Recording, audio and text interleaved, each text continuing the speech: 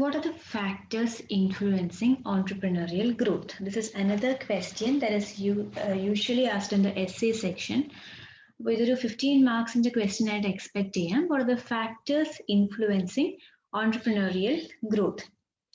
അപ്പോൾ ഒരു എക്കണോമി അല്ലെങ്കിൽ ഒരു സൊസൈറ്റിയിൽ entrepreneurship ഡെവലപ്പായി വരണമെന്നുണ്ടെങ്കിൽ we should have certain supporting factors. What are these factors?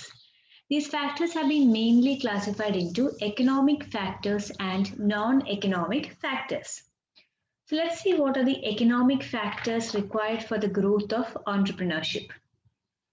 Economic factors, the first one is capital.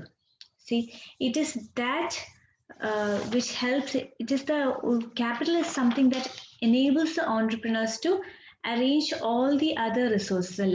Factors of production varana capital ennu parayunnathu.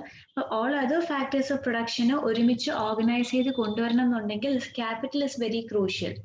നമ്മുടെ കയ്യിൽ sufficient ആയിട്ടുള്ള funds ഉണ്ടെങ്കിൽ മാത്രമേ നമുക്ക് ഒരു ബിസിനസ് സ്റ്റാർട്ട് ചെയ്യാനായിട്ടുള്ള എക്സ്പെൻസസ് എല്ലാം മീറ്റ് ചെയ്യാൻ പറ്റൂ. അതിനാവശ്യമായിട്ടുള്ള മെഷീനറീസും ബാക്കി കാര്യങ്ങളും വാങ്ങിക്കാൻ പറ്റൂ, റോ മെറ്റീരിയൽസ് പർച്ചേസ് ചെയ്യാൻ പറ്റൂ, മാനുഫാക്ചറിംഗ് പ്രോസസ്സിൽ എൻഗേജ് ചെയ്യാൻ പറ്റൂ, ലേബറേഴ്സിന് വേജസ് കൊടുക്കാൻ പറ്റൂ. So capital is of utmost importance. Sufficient ആയിട്ടുള്ള ഒരു ക്യാപിറ്റൽ നമുക്ക് own funds and from loans from your relatives and friends raise ചെയ്യാൻ പറ്റുന്നില്ല എന്നുണ്ടെങ്കിൽ will have to depend upon financial institutions. So there should be proper support from financial institutions so that the entrepreneur can raise the funds required to convert his entrepreneurial idea into a real business. For economic factors, the first one capital. If you have sufficient capital, then you can become an entrepreneur. If not, it is difficult. രണ്ടാമത്തെ factor എന്ന് പറയുന്നത് labour ആണ്. So we need quality and abundant labor force. Sometimes we have a lot of labor available, but we do not have that quality in the laborers. Suppose നമുക്ക് ഇപ്പോൾ skilled ജോബ്സിന് വേണ്ടിയിട്ടാണ് നമ്മൾ search ചെയ്യണമെങ്കിൽ ചിലപ്പോൾ നമ്മൾ സീക്ക് ചെയ്യുന്ന ആ ഒരു സ്കിൽ അല്ലെങ്കിൽ ആ ഒരു ലെവൽ ഓഫ് നോളജ് ഉള്ള ഓൺടർപ്രണേഴ്സ് ചിലപ്പോൾ അവൈലബിൾ ആയിരിക്കത്തില്ല. So availability of cheap and skilled labor is an important factor that influences the emergence of entrepreneurship. ഇനിയിപ്പോൾ സ്കിൽഡ് ആയിട്ടുള്ളവരെ കിട്ടുമ്പോൾ അവർ അൺറീസണബിൾ ആയിട്ടുള്ള ഒരു വേജ് അല്ലെങ്കിൽ സാലറിയാണ് ഡിമാൻഡ് ചെയ്യുന്നതെങ്കിൽ we will not be able to afford it. അതുകൊണ്ട് റീസണബിൾ ആയിട്ടുള്ള ഒരു റേറ്റിൽ ക്വാളിറ്റി ലേബർ അവൈലബിൾ ആയിരിക്കണം for entrepreneurship to grow. Second one, raw materials ആണ്. So first is capital, second is labor, and third one is raw materials. See, ഒരു continuous supply of raw materials at competitive price നമുക്ക് കിട്ടണം. അപ്പം input shortage ഉണ്ട്, അല്ലെങ്കിൽ നമ്മളിപ്പോൾ വരുത്തുന്ന raw മെറ്റീരിയൽസിന്റെ quality അത് മോശമായി പോയി എന്നൊക്കെ ഉണ്ടെങ്കിൽ അത് നമ്മുടെ പ്രോഡക്റ്റിനെ എഫക്ട് ചെയ്യുന്ന കാര്യങ്ങളാണ്. പ്രൊഡക്ഷനെ തന്നെ സ്റ്റോപ്പ് ചെയ്യാനായിട്ട് പറ്റുന്ന ഒരു കാര്യമാണ്.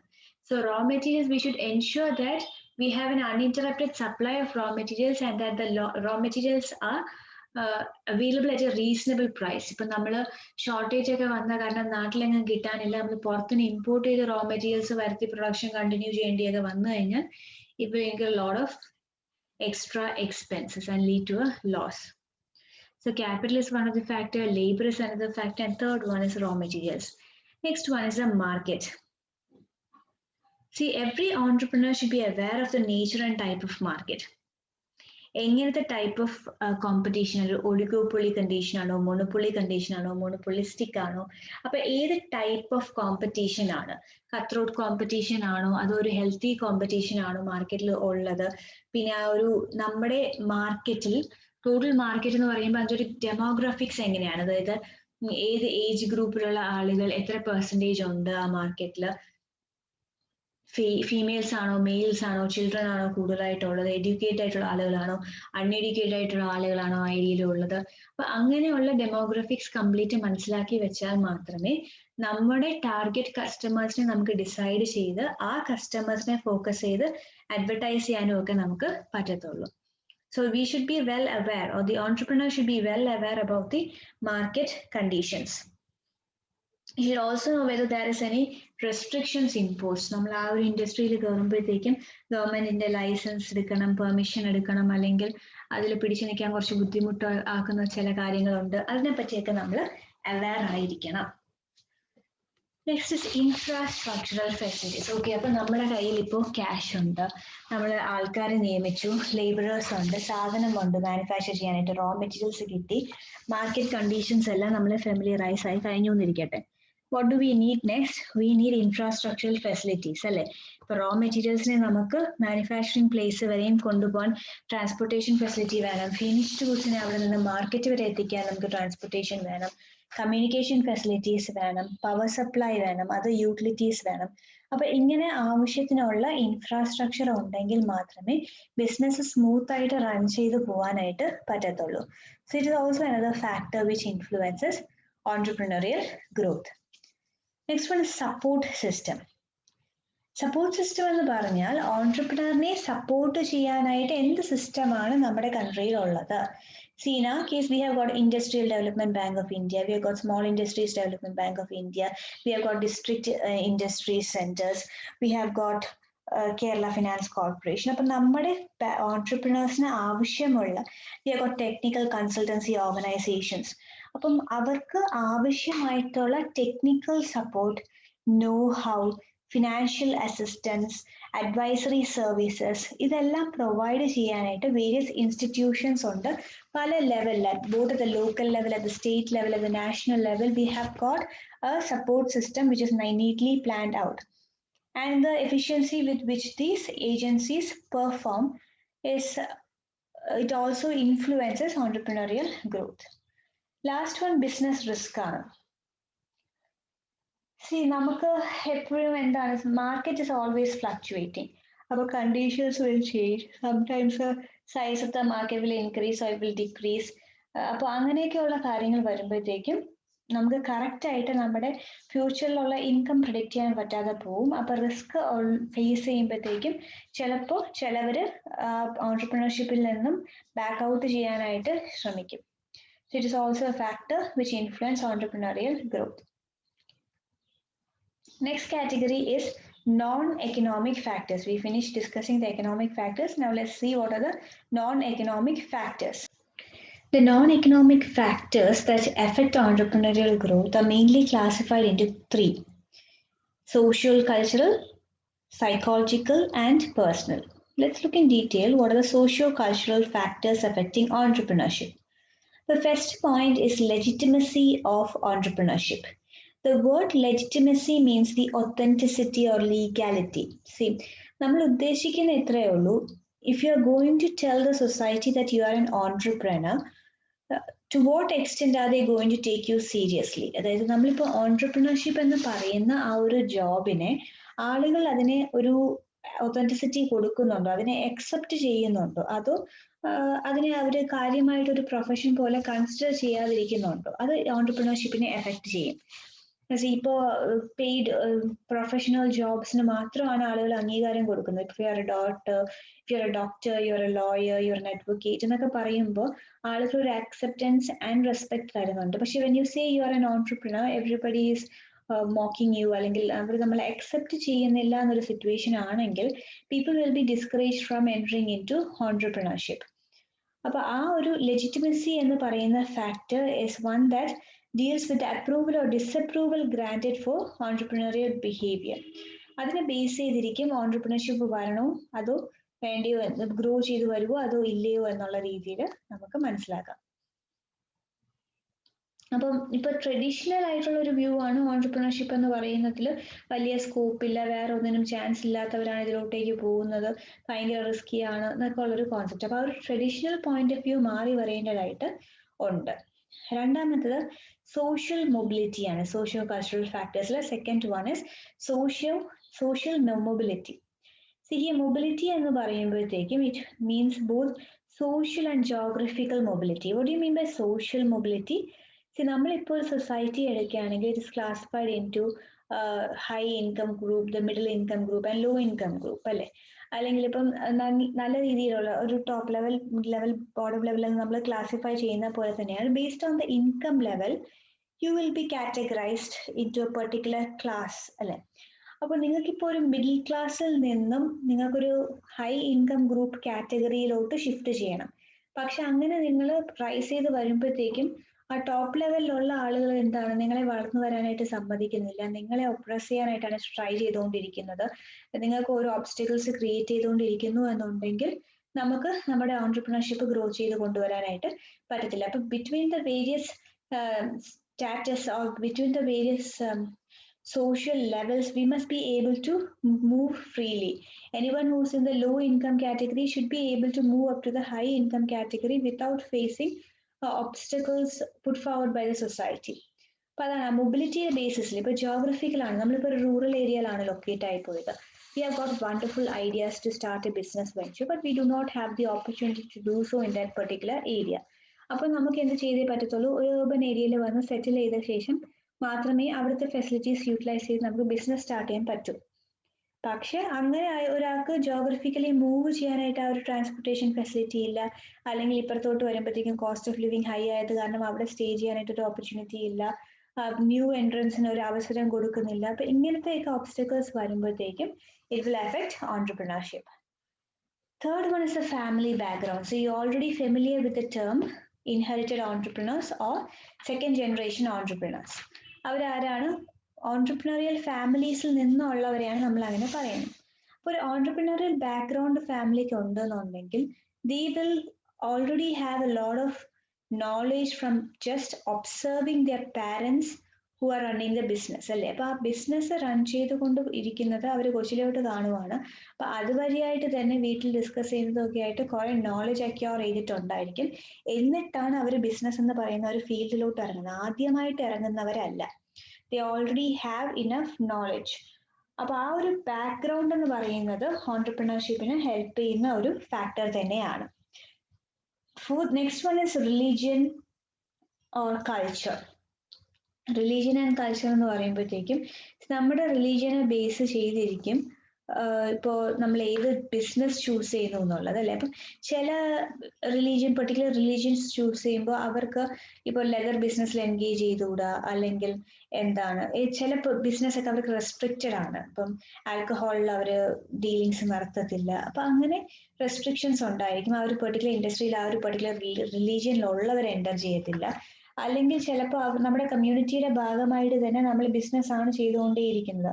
ഇപ്പൊ മാർവാരീസ്, ഗുജറാത്തീസ് ഒക്കെ ആണെങ്കിൽ ആ സഡൻ കമ്മ്യൂണിറ്റിയിലുള്ളവരൊക്കെ സക്സസ്ഫുൾ ഓൺടർപ്രണേഴ്സ് ആണ്. കാരണം എന്താണ്, അവര് ക്വാളിഫിക്കേഷൻ അല്ല പ്രാധാന്യം കൊടുക്കുന്നത്, കൊച്ചിലെ തൊട്ടേ പ്രാക്ടിക്കൽ നോളജിലോട്ടാണ് അവർ കൂടുതൽ ഇമ്പോർട്ടൻസ് കൊടുക്കുന്നത്. അപ്പം ഇപ്പോൾ സപ്പോസ് മാർവാരീസിലാണ് നമ്മുടെ ആദിത്യ ബിർള ഒക്കെ വരുന്നത്, മുകേഷ് അംബാനിയൊക്കെ ഗുജറാത്തീസിലാണ്. അപ്പം അവരുടെ ആ ഒരു കമ്മ്യൂണിറ്റി ആസ് സച്ച് ബിസിനസ്സിന് ഇമ്പോർട്ടൻസ് കൊടുക്കുന്നവരാണ്. അപ്പം അതുകൊണ്ട് എവരും നാച്ചുറലി ആ ഒരു ഫീൽഡിലേക്ക് വരുന്നു. So it is one of the factors that affect entrepreneurship.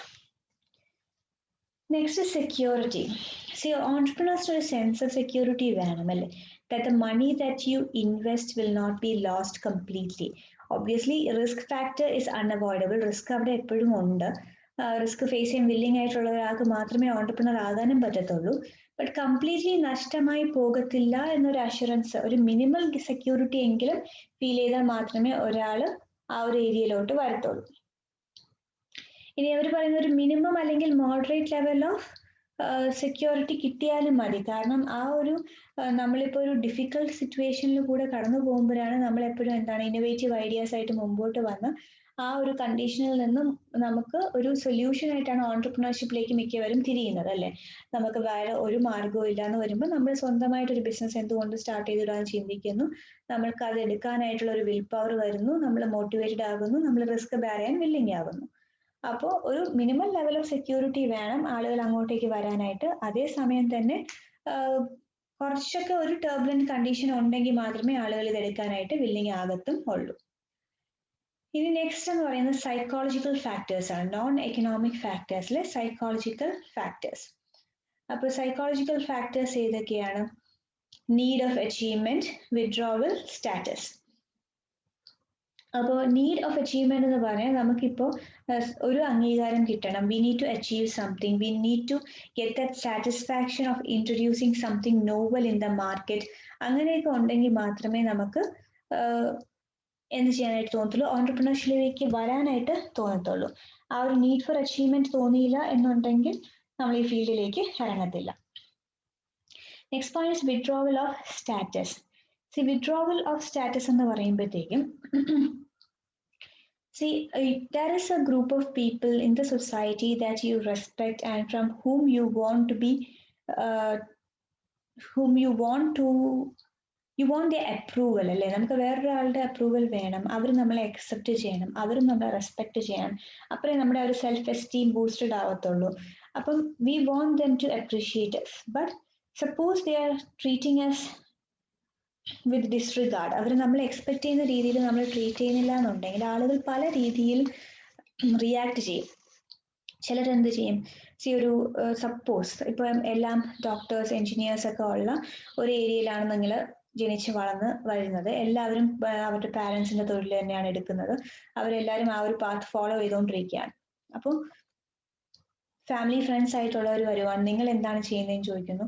You are saying yes I took up entrepreneurship. അപ്പം അവരെന്താ, they will make a face, അല്ലേ, അല്ലെങ്കിൽ they will express their disapproval towards you.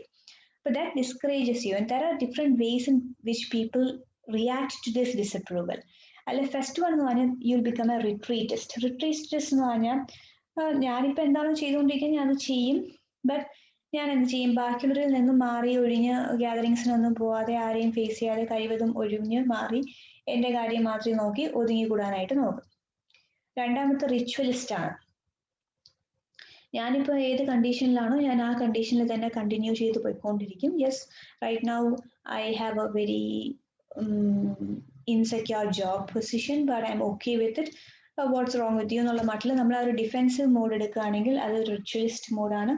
റീഫോമിസ്റ്റ് ആകാം. റീഫോമിസ്റ്റ് എന്ന് പറഞ്ഞു കഴിഞ്ഞാൽ ഒരു പെർട്ടിക്കുലർ കമ്മ്യൂണിറ്റിയിൽ സപ്പോസ് നമുക്ക് ആ ഒരു എൻട്രൻസ് കിട്ടുന്നില്ല, ഓൺട്രപ്രണർ ആയിട്ട് നമ്മൾ ചെല്ലുവാണ്, ബട്ട് ആ ഫീൽഡിൽ ഓൾറെഡി ഉള്ളവർ നമുക്കൊരു എൻട്രി തരുന്നില്ല, ഒരുപാട് ആവശ്യമില്ലാത്ത പ്രോബ്ലംസ് ക്രിയേറ്റ് ചെയ്യുന്നെങ്കിൽ I can act as A Rebel. അല്ലേ, ഞാനൊരു ഗ്രൂപ്പ് ഓഫ് പീപ്പിളിനെ കൊണ്ടുവരുന്നു, ഞാൻ സമരം ചെയ്യുന്നു, ഒരു അവകാശങ്ങൾക്കായിട്ട് ഞാൻ അതിന് വേണ്ടിയിട്ടുള്ള നടപടികൾ എടുക്കുന്നു. അപ്പോൾ I am acting as a reformist. I am trying to reform the society's point of views. And last category is innovators. See, namakippo oru problem undu, okay, I'm not getting acceptance. Why am I not getting accepted? Because I'm not earning as much as the others are. So what solution can I bring for that? How can I improve my income level? How can I improve my status in the society? How will I ultimately get their respect? അപ്പോൾ ഞാൻ അതിന് വേണ്ടിയായിട്ട് ഇപ്പോൾ ഒരു problem ഞാൻ face ചെയ്യുവാണ്, ആ പ്രോബ്ലത്തിനെ overcome ചെയ്യാനായിട്ട് innovative ആയിട്ടുള്ള ഐഡിയാസ് കൊണ്ടുവന്നുകൊണ്ടേയിരിക്കുന്നു. അപ്പം സ്റ്റഡീസ് പറയുന്നത് ഈ ഇന്നോവേറ്റീവ്നെസ് വഴി റിയാക്ട് ചെയ്യുന്ന ആളുകളാണ് സക്സസ്ഫുൾ ഓൺട്രപ്രണേഴ്സ് ആവുന്നത്. whenever they face with the problem, they come up with new solutions and they are the ones who become successful entrepreneurs. ഇപ്പോൾ റിട്രീറ്റിസ്റ്റോ റിച്വലിസ്റ്റോ റിഫോമിസ്റ്റോ ഒന്നുമല്ല, you should always try to become an innovative person, not to become an entrepreneur. Third category of non-economic factors, personal factors ആണ്. See, depending upon your age, young ആയിട്ടുള്ളവരായിക്കോ middle aged ആയിക്കോ old ആയിട്ടുള്ളവരായിക്കോ risk എടുക്കാൻ കൂടുതൽ willing.